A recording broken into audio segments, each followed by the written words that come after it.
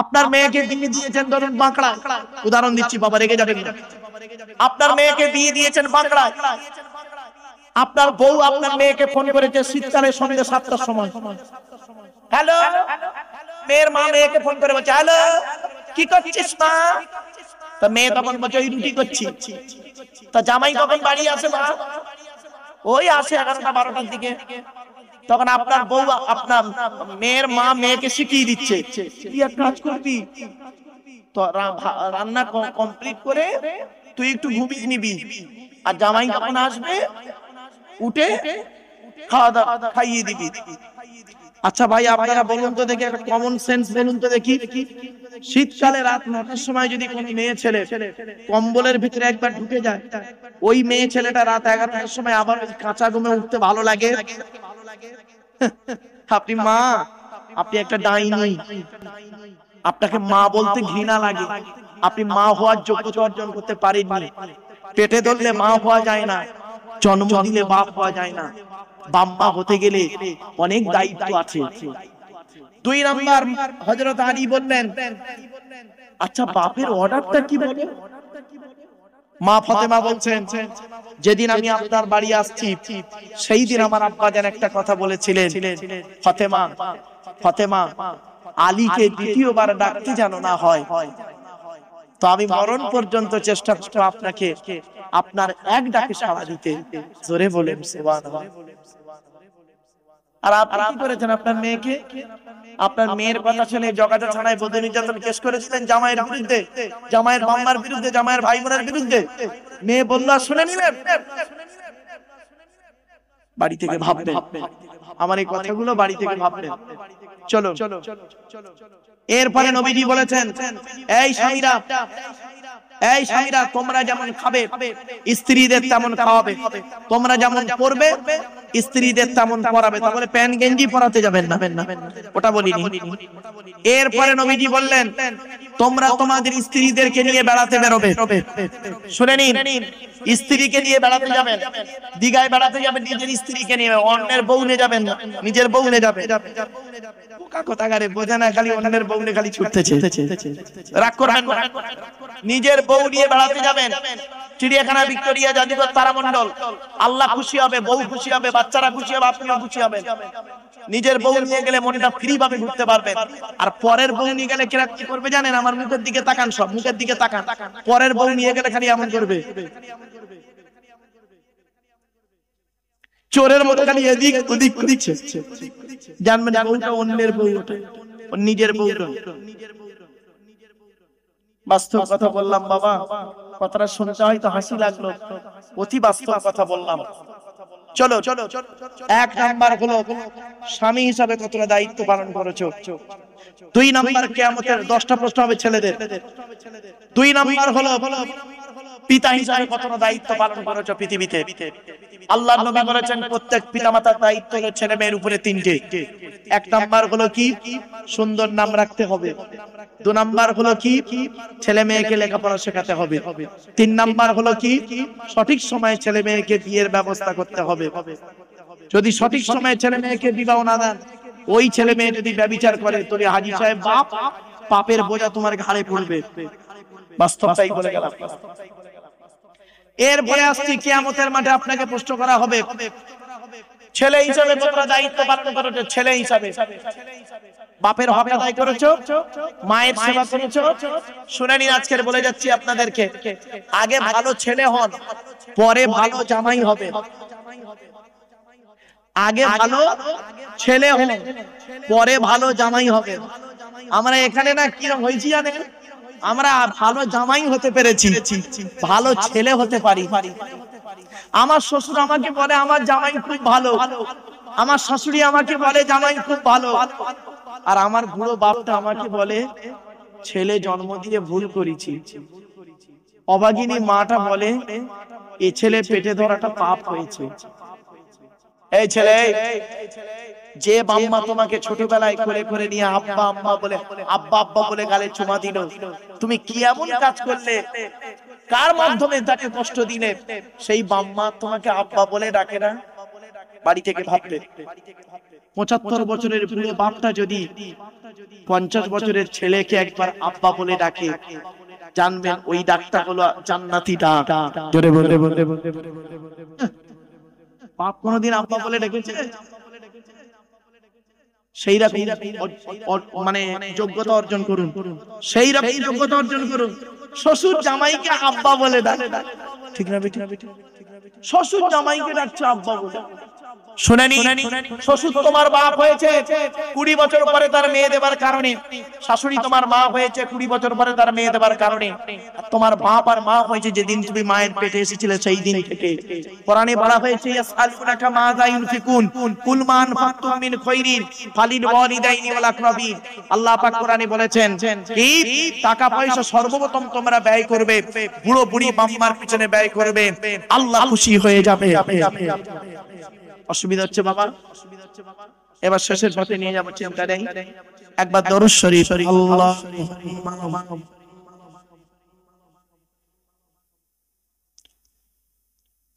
ওয়া আলা আলি সাইয়্যিদিনা মাওলানা মুহাম্মদ। এসো তোমরা ইসলামে, এসো তোমরা ইসলামে, হবে যে উজালা মক্কা মদিনা নবী কা মনিওয়া। আল্লাহুম্মা সাল্লি আলা, জোরে জোরে জোরে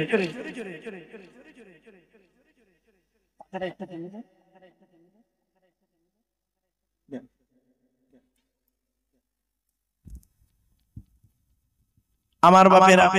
তাহলে 1 নাম্বার হলো স্বামী হিসেবে কতটা দায়িত্ব পালন করেছেন, 2 নাম্বার হলো পিতা হিসেবে কতটা দায়িত্ব পালন করেছেন, 3 নাম্বার হলো ছেলে হিসেবে কতটা দায়িত্ব পালন করেছেন, 4 নাম্বার খুব ইম্পর্টেন্ট ভাই হিসেবে কতটা দায়িত্ব পালন করেছেন। ভাই, এখানে যারা ভাই বসে আছেন, ভাইয়ের হকটা আদায় করেছেন, বোনের হকটা আদায় করেছেন, হারাই যে অংশ বোনকে দিয়েছেন। বাপ তো মরে গেছে, অনেক সম্পত্তি রেখে গেছে, বোনের হকটা দিয়েছেন। এই মেয়ে ছেলেরা, মা বোনেরা ভালো করে শুনে নিন, বাপ যদি মারা যায়, মা যদি মারা যায়, এক ভাই আর 2 বোন যদি থাকে, আর বাপের যদি 50 লক্ষ টাকা থাকে কি 10 লক্ষ টাকা যদি থাকে, ভাই পাবে 5 লাখ টাকা আর 2 বোন পাবে 5 লাখ টাকা। এটা কোরআনের দলিল। এটা দেওয়ার পরে ভাই বোনের সম্পর্ক রাখাটাই হলো ঈমান। তুমি বোনের ফারাইজি অংশ দাওনি, তুমি আবার নামাজি পরেজগার লোক, হ্যাঁ, এত সহজ নয়। 5 নাম্বার হলো চাচা হিসাবে কতটা দায়িত্ব পালন করেছো। চাচা, এখানে যত চাচা বসে আছেন, বাপ মারা গেছে, চাচা বেঁচে ছিলেন, ছোট ছোট ভাই বোনের সম্পত্তি নিজের নামে রেকর্ড করে বসে আছে। মনে রেখো, কবরে শুতে হবে, কবর কাউকে ছাড়বে না। 6 নাম্বারটা খুব ইম্পর্টেন্ট, বোনাই হিসাবে কি দায়িত্ব পালন করেছো। বোনাই, আপনারা কি বলেন, দুলাভাই নাকি? আরে ভাই বলুন না, দুলাভাই বা বোনাই, বোনাই বা দুলাভাই হিসাবে কি দায়িত্ব পালন করেছেন। খুব খতরনাক। এই বোনাইরা দুলাভাইরা শুনে নাও, শালীর সঙ্গে কিরূপ আচরণ করেছিলে। তোমার স্ত্রীর পেটে বাচ্চা, তোমার স্ত্রীর পেটে বাচ্চা ছিল, 9 মাসের বাচ্চা, তোমার স্ত্রী চলাফেরা করতে পারছিল না, তোমার শাশুড়ি, তোমার শাশুড়ি তোমার মুখের পানে চেয়ে, তার মেয়ের মুখের পানে চেয়ে একটা 22 বছরের শালী বাড়িতে ছিল, শালীটাকে পাঠালো, যা তুই তোর বোনে, তোর বুবুর একটু উপকার করবি, রান্না বান্না করে দিবি। তোমার শালী তোমার বাড়িতে এসেছিল, দুলা ভাইয়ের বাড়িতে এসেছিল, কি করতে? বোনের সহযোগিতা করতে। 6 মাস পরে শালী যখন বাড়ি গেল, শাশুড়ি জিজ্ঞাসা করছে, আরে মা, বোনের বাড়িতে 6 মাস কেমন কাটালি? মেয়েটা মায়ের গলা জড়িয়ে কাঁদছে আর বলছে, মা, আমার সর্বনাশ হয়ে গেছে। কেন রে মা? বলছে, মা, আমার পেটে 3 মাসের বাচ্চা। জ্ঞানী গুণী বুদ্ধিজীবী মানুষ বাড়ি থেকে ভাববেন কথাটা, কঠিন হবে। বনাইদের করে যাচ্ছি, শালির সঙ্গে খুবই আর কি, শালির পেছনে মোটরসাইকেলের পেছনে বসে খুব ঘুরেছো, ঘোরা সব মিটিয়ে দেবে, কবরে ঢোকা। এরপরে আসছি দেওর হিসাবে দায়িত্ব কত পালন করেছো। আল্লাহর নবীর কাছে একদিন মেয়ে ছেলেরা আসছে, এই মা বোনেরা শুনে নিন, ঘুমিয়ে পড়েছে, এই মা বোনেরা শুনে নিন, মেয়ে ছেলেরা একদিন নারীর কাছে, নবীজির কাছে এসেছে, নারী জাতির একদিন নবীজির কাছে এসে বলছে, ইয়া রাসূলুল্লাহ, আমরা পৃথিবীতে কাকে বেশি ভয় করব? আল্লাহর নবী বললেন, নারীরা শোনো, যতদিন বেঁচে থাকবে একজন লোককে ভয় করবে, তোমরা মৃত্যুকে ভয় করো। নবীজি বললেন, নারীরা মৃত্যুকে ভয় করো? তা বলছে, হ্যাঁ হে নবী, আমরা মৃত্যুকে ভয় করি। নবীজি বললেন, মৃত্যুর মতো ভয় করবে একজন লোককে, তার নাম কি? তার নাম হলো দেওর। দেওর বোঝেন তো? দেওর মৃত্যুর থেকেও খতরনাক। আর অনেক দেওর এখানে আছে, দেখবেন যত নোংরা ইয়ারকি ভাবিদের সঙ্গে করে, অনেক ভাবি আছে দেখবেন দেওরদের সঙ্গে নোংরা ইয়ারকি করে, খোদার গজব পড়বে, জাহান্নামী নারী। আর পুরুষ, তোমাকে কিয়ামতের মাঠে ধরা হবে। দেওর হিসাবে দায়িত্ব কতটুকু পালন করেছিলে? এবার চলো 7 নাম্বার হচ্ছে জামাই বাবু হিসাবে, মানে ফুপুর বরকে আপনারা কি বলেন? ফুপুর বর, জামাই বাবু হিসাবে কতটা দায়িত্ব পালন করেছেন? খালু হিসাবে কতটা দায়িত্ব পালন করেছেন? খালার বর ধরা হবে কিয়ামতের মাঠে। 8 নাম্বারটা খুব ইম্পর্টেন্ট। এই বাচ্চা, এই চুপ কর বাবা, একটু শেষ করে দেবো বাপ, চিন্তা নেই, তোরা এই সময় আলোচনা বুঝবি নি বাপ, আর এই ওয়াজ শোনার লোকের খুব অভাব। 8 নাম্বারটা খুব ইম্পর্টেন্ট, মামা হিসাবে কতটা দায়িত্ব পালন করেছো? এখানে যত মামা বসে আছে, যত মামা আছে, কিয়ামতের মাঠে জবাব দিতে হবে। ও মামা, তোমার বোনের বর মরে গেল অ্যাক্সিডেন্টে, বোনের 2টো বাচ্চা ছিল, বোনটা বিধবা হয়ে গেল, তুমি ঈদের সময় তোমার বাচ্চাদের জন্য, তোমার বউয়ের জন্য শপিং করেছো দামি দামি কাপড়, আর বোনটার 2টো বাচ্চা ছিল, তাদের দিকে তাকালে না, তোমাকে মামা বলতে ঘৃণা লাগে, তোমার মতো মামা হলো কিয়ামতের মাঠে জাহান্নামে। কি ভাবছেন আপনি? গালে দাঁড়িয়ে মাথায় টুপি দিলে জান্নাতে চলে যাবে? বাহ, কোন মৌলভী সাহেব বললো আপনাদের? মামা হিসাবে কিয়ামতের মাঠে তোমার জবাব হবে, কোনো ছাড় নেই। এজন্য এখানে যারা মামা হয়েছে, খবরদার বাবা, দায়িত্ব পালন করবেন। 9 নাম্বারটা আরো ইম্পর্টেন্ট, দাদু হিসাবে কতটা দায়িত্ব পালন করেছেন? দাদু, বাপের বাপের কি বলেন? এখানে অনেক দাদু বসে আছে, দাদু হিসাবে কতটা দায়িত্ব পালন করেছেন? কিয়ামতের মাঠে আপনাকে ধরবে আল্লাহ। বাপের 4টে ছেলে, বড় ছেলেটা, এই বাচ্চা আসতে শুনে নি, বাপের 4টে ছেলে, বড় ছেলেটা চাকরি করে, ওস্তাগার, প্রচুর টাকার মালিক। বড় ছেলেকে তুমি ভালো ভালো খাবার কিনে দাও, বিস্কুট কিনে দাও, চকলেট কিনে দাও, আর ছোট ছেলেটা টোটো চালায়, গরিব, তার বাচ্চাকে তুমি দেখো না, তোমাকে দাদু বলতে ঘৃণা লাগে। কিয়ামতের মাঠে তোমার মতো দাদুকে আগে জাহান্নামায় দেবে। অনুরোধ করে বলে যাচ্ছি। 10 নাম্বার হলো নানা হিসাবে কতটা দায়িত্ব পালন করেছো? এখানে অনেক নানা বসে আছে, নানা। বাপের 4টে মেয়ে ছিল, বড় জামাইটা চাকরি করে, প্রচুর টাকার মালিক, বড় জামাইয়ের বাচ্চাদের খুব ভালোবেসেছো, আর ছোট জামাইটা গরিব, লেবারের কাজ করে, তার বাচ্চাদের দিকে লক্ষ্য রাখুনি। তোমার মতো নানাকে কিয়ামতের মাঠে জাহান্নামের আগুনে পোড়ানো হবে। তাহলে কটা হলো? 10টা হয়েছে। কি আবার রিভাইজ করে দিচ্ছি। 1 নাম্বার স্বামী হিসাবে কতটা দায়িত্ব পালন করেছিলে? 2 নাম্বার পিতা হিসাবে কতটা দায়িত্ব পালন করেছিলে? 3 নাম্বার ছেলে হিসাবে কতটা দায়িত্ব পালন করেছিলে? 4 নাম্বার ভাই হিসাবে কতটা দায়িত্ব পালন করেছিলে? 5 নাম্বার চাচা হিসাবে কতটা দায়িত্ব পালন করেছিলে? 6 নাম্বার হলো দুলাভাই হিসাবে, দেওর হিসাবে কতটা দায়িত্ব পালন করেছিলে। 7 নাম্বার জামাই বাবু হিসাবে, খালু হিসাবে কতটা দায়িত্ব পালন করেছিলে। 8 নাম্বার মামা হিসাবে কতটা দায়িত্ব পালন করেছিলে। 9 নাম্বার হলো দাদু হিসাবে কতটা দায়িত্ব পালন করেছিলে। 10 নাম্বার হলো নানা হিসাবে কতটা দায়িত্ব পালন করেছিলে। এই 10টা জিনিসের বাইরে এখানে কেউ আছেন আপনারা? কেউ আছেন? যারা এখানে বসে আছি আমরা, এই 10টার যে কোনো একটাই পড়বো 100%।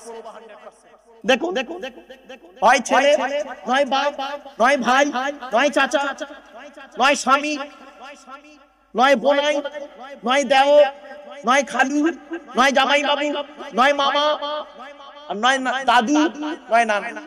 বাড়ি থেকে ভাববেন, বাড়ি থেকে ভাববেন বাপ, জবাব আপনাকে দিতে হবে। এজন্য আপনাদেরকে আমি অনুরোধ করে বলে যাচ্ছি বাপ, কবরে শুতে হবে কবরের ভয় করে। নামাজ কারোর জন্য মাপ নাই, বিশেষ ব্যক্তি বিশেষ কারণ ছাড়া। রোজা কারোর জন্য মাপ নাই, বিশেষ ব্যক্তি বিশেষ কারণ ছাড়া। সাথে সাথে আপনি মানুষের উপকার করতে না পারলে ক্ষতি করতে যাবে না। মানুষকে ভালোবাসুন, মানুষের উপকার করুন, আর স্ত্রীদের দায়িত্ব পালন করুন, নারীদের প্রতি লক্ষ্য রাখুন। হিন্দু মুসলিম কাঁধে কাঁধ মিলিয়ে চলুন। সকলে বিসমিল্লাহ সহ সূরা ফাতিহা শরীফ একবার, 3 বার সূরা ইখলাস কুল ওয়াল্লাহ, বেজোর সঙ্গে কয়েকবার দরুদ শরীফ পাঠ করুন।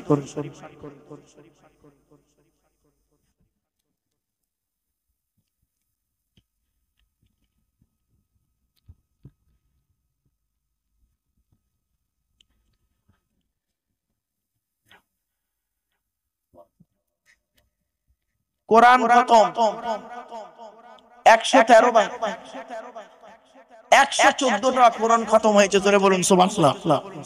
সত্যি কথা বলবেন, দেখে যাবেন না কেউ। এই 114টা খতম আমার মনে হচ্ছে আমার মা বোনেরাই পড়েছে বেশিরভাগ। আমাদের অত সময় আছে? আমরা গুটকা খাবো না ওই করব, ঠিক না বেটি? এই হাওড়া জেলার ছেলেরা, বাবা অনুরোধ করে বলে যাচ্ছি, এই হাওড়া জেলার এই এলাকার ছেলেরা, এদের মধ্যে বেশিরভাগ দেখি এরা বিড়ি খায় না। হাওড়া জেলার ছেলেরা বিড়ি খায় না বলতেই হয়। বিড়ি বিড়ি বিড়ি আড়াই প্যাচে মালটা খায় না। সিগারেটটা খায়, সিগারেটটা অত না খেলেও তেরেঙ্গা, খৈনি, গুটকা, শান্তি, বিমলটা খুব খায়। বাবা অনুরোধ করে বলছি বাপ, ওই বিমলের গায়ে দেখবেন লেখা আছে, ইংরেজিতে একটা বাক্য লেখা আছে, tobacco is injurious to health, স্বাস্থ্যের জন্য ক্ষতিকর। বাবা খেও না বাপ, ছেড়ে দাও, শরীরকে শেষ করে দেবে। একটা তেরেঙ্গাকে না 1 গ্লাস পানিতে রাখবেন, এমন কিছু জিনিস আছে দেবেন, গলিয়ে দেবে। নারীটাকে কি করে দেয় জানো না বাপ? বড় বড় ডাক্তাররা বলে একটু বন্ধ করে দাও বাপ, নেশাদ্রব্য জিনিস হলো হারাম। মদ খাওয়া ত্যাগ করে দাও, মদকে ত্যাগ করে দাও। আল্লাহ কোরআনে বলেছেন মদ হারাম, 4 জায়গায় বলেছে মদ হারাম। মদ খেও না বাপ। সুদ কারবার বন্ধ করে দিন, সুদ কারবার বন্ধ করে দিন, হারাম। মদ খাওয়া হারাম। ব্যভিচার থেকে দূরে সরে থাকুন। ব্যভিচার পারলে বিয়ে করে নিন, ব্যভিচার করবেন না। জিনা করা হারাম, বিয়ে করা হালাল। জিনা করলে শয়তান খুশি হয়, আল্লাহ নারাজ হয়। আর বিয়ে করলে শয়তান নারাজ হয়, আল্লাহ খুশি। তা কোনটা করবে ভাবু? কলেমা পড়া হয়েছে এক খতম 92,200 বার, 92,200 বার। সূরা ইয়াসিন পড়া হয়েছে 265 বার। জোরে বলুন সুবহানাল্লাহ। আয়াতুল কুরসি 39 বার, দরুদ ইব্রাহিম 163 বার, সূরা ফাতিহা 107 বার, সূরা রহমান 50 বার, সূরা মুজাম্মিল 55 বার, সূরা মুলক 1062 বার। আল্লাহর নবী বলেছেন, কোন ব্যক্তি যদি সূরা মুলক পড়ে রাতের বেলা ঘুমায়, ওই ব্যক্তি মারা যাওয়ার সাথে সাথে কবরটাকে আল্লাহ পাক আলোয় আলোকিত করে দেয়। তাসবিহ খতম হয়েছে 1,04,000 বার, সূরা ওয়াকিয়া 101 বার, আল্লাহ রাসূল বলেছেন কোন ব্যক্তি যদি রাতের বেলা ইশার নামাজ পড়ে সূরা ওয়াকিয়া পড়ে ঘুমায়, আগামী দিনের রিজিকের দায়িত্ব আল্লাহ নিয়ে নেয়। সূরা কাহাফ 10 বার রাসূলুল্লাহ বলেছেন জুম্মার দিনে যদি কোনো ব্যক্তি সূরা কাহাফ পড়ে আল্লাহ পাক তার কবরের গুনাহকে maaf করে দেন। আর এমনি দরুদ শরীফ পড়া হয়েছে 6300 বার। বাপেরা আসুন আমরা আল্লাহর কাছে মোনাজাত করব। তবে তাবারুকের ব্যবস্থা আছে? কি বসিয়ে খাওয়াবেন নাকি না? ও প্যাকেটে দেবেন, তাই তো? প্যাকেট করা আছে নাকি? প্যাকেট করা আছে। বাবা এতক্ষণ ওয়াজ করলাম, দয়া করে কেউ রাগ করবেন না। তাবারুক আপনাদের দেয়া হবে। কি আছে? লজ দেয়া হবে। দয়া করে আপনাদের হাতে ধরে বলছি, এইভাবে কেউ নেবেন না, মানে ডবল নেবেন। খুব পেরেছে যুবক ছেলেগুলো। যাক যাক, এ বাচ্চাটাও জেগে আছে, তুই বুঝতে পারছিস? হ্যাঁ, চলো চলো বললে হবে সব কি নরমালের বাচ্চা? এসব সিজারের বাচ্চা। বহুত চলো চলো আগিয়ে যাই। আসুন আমরা মোনাজাত করব, সকলে মোনাজাতে শামিল হবেন। আল্লাহুম্মা আমিন। ربنا ظلمنا انفسنا وان لم تغفر لنا وترحمنا لنكونن من الخاسرين ربي زدني علما ربي ارحمهما كما ربياني صغيرا রব্বুল আলামিন সন্ধ্যা থেকে নিয়ে এখন পর্যন্ত যা কিছু আলোচনা হয়েছে মাবুদ, পড়ার মধ্যে শোনার মধ্যে বলার মধ্যে যদি কোনো রকমের ত্রুটি হয়ে যায় গফফার নামের ওসিলা করে maaf করে দিন। আল্লাহ বহু কোরআন খতম হয়েছে, দরুদ শরীফ, কলমা শরীফ, সূরা ফাতিহা, ইয়াসিন, সূরা কুল হুয়াল্লাহ, সূরা কাহাফ থেকে শুরু করে অনেক কিছু পড়া হয়েছে। পড়ার শোনার মধ্যে বলার মধ্যে যদি কোনো রকমের ত্রুটি হয়ে যায় গফফার নামের ওসিলা করে maaf করে দিন। সওয়াব দিয়ে থাকেন বাবা আদম থেকে নিয়ে এখন পর্যন্ত যত নবী, সিদ্দিকিন, শুহাদা, সালিহিন, তাবেঈন, তাবেঈন, আইম্মায়ে মুস্তাহিদিন, কুল মুসলিমিন আল মুসলিমা, মুমিনিন আল মুমিনা, হুজুরদের আরওয়াহ মুবারকের সওয়াবটুকু পৌঁছায় দিন। तमाम আম্মে کرام, আউলিয়া کرام, উলামা کرام, মুহাদ্দিসিন, মুফাসসিরিন, মুহাক্কিকিন, উসুলিন, ফাকিহিন সকলের আরওয়াহ মুবারকের সওয়াবটুকু পৌঁছায় দিন। আল্লাহ আমরা যারা হাত তুলেছি আমাদের বাপ মা, ভাই বোন, দাদা দাদি, নানা নানি, খালা খালু, ফুফা ফুফা, মামা মামি, শ্বশুর শাশুড়ি, ছেলে মেয়ে, স্বামী স্ত্রী যারা কবরস্থ হয়ে আছে সকলের গুনাহকে maaf করে দিন। আল্লাহ যারা পৃথিবীতে জীবিত আছে তাদের সেবা করার তৌফিক দান করুন। আল্লাহ আমাদের সকলের ঋণ থেকে মুক্তি করে দিন, কন্যাদায়কে দূর করে দিন, সুপাত্র মিলায় দিন। চাষাবাদ, রুজি রোজগার, ব্যবসা বাণিজ্যে কাজ কারবারে বরকত দান করুন। হালালকে গ্রহণ করা, হারামকে বর্জন করার তৌফিক দান করুন। কাফেরদের মোকাবেলায় ইসলামকে জয়ী করে দিন।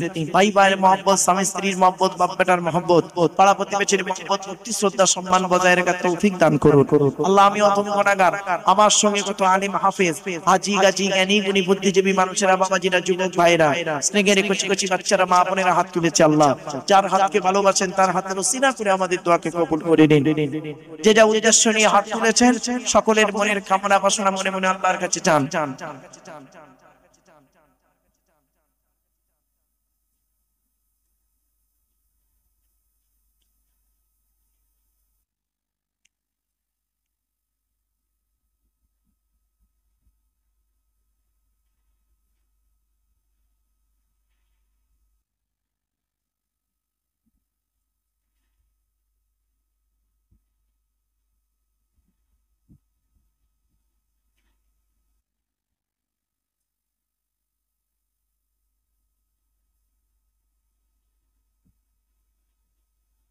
اللهم إني أعوذ بك من الهم والحزن وأعوذ بك من العجز والكسل وأعوذ بك من الجبن والبخل وأعوذ بك من غلبة الدين وقهر الرجال। আল্লাহ ঋণ মুক্ত, সুদ মুক্ত, জিনা মুক্ত, শিরক মুক্ত, পাপ মুক্ত জীবন যাপন করার তৌফিক দান করুন। আল্লাহ এই জলসার সভাপতি, সেক্রেটারি, ক্যাশিয়ার কমিটি, বক্তা, শ্রোতা, হালাল মাল থেকে তাবারুক আল্লাহ আপনি কবুল করে নিন। রব্বুল আলামিন ক্লাবের সভাপতি, সেক্রেটারি, ক্যাশিয়ার কমিটি সকলকে আল্লাহ আপনি কবুল করে নিন। আল্লাহ রব্বুল আলামিন আমাদের প্রত্যেককে নামাজি মুত্তাকি বান্দা বানায় দেন। রমজান মাসে রোজা রাখার তৌফিক দান করুন। আল্লাহ রব্বুল আলামিন বিমারকে শিফায়ে কুল্লি ইনায়াত করুন। اللهم احفظنا من كل بلاء الدنيا وعذاب الآخرة. اللهم وفقنا على تحب العمل التي ترضاها ووفقنا على اتباع حبيبك سيد المرسلين ووفقنا على صيام شهر رمضان المبارك وصلاة التراويح مع تلاوة القرآن. سبحان ربك رب العزة عما يصفون وسلام على المرسلين والحمد لله رب العالمين وجعل آخر كلامنا عند الموت لا إله إلا الله لا إله إلا الله لا إله إلا الله محمد رسول الله sallallahu alayhi wa sallam subhanallahi wa bihamdihi subhanakallahumma wa bihamdika wa nastaghfiruka wa natubu ilayhi wa akhiru da'wana anil hamdulillahi rabbil alamin bi rahmatika ya arhamar rahimin. Assalamu alaikum.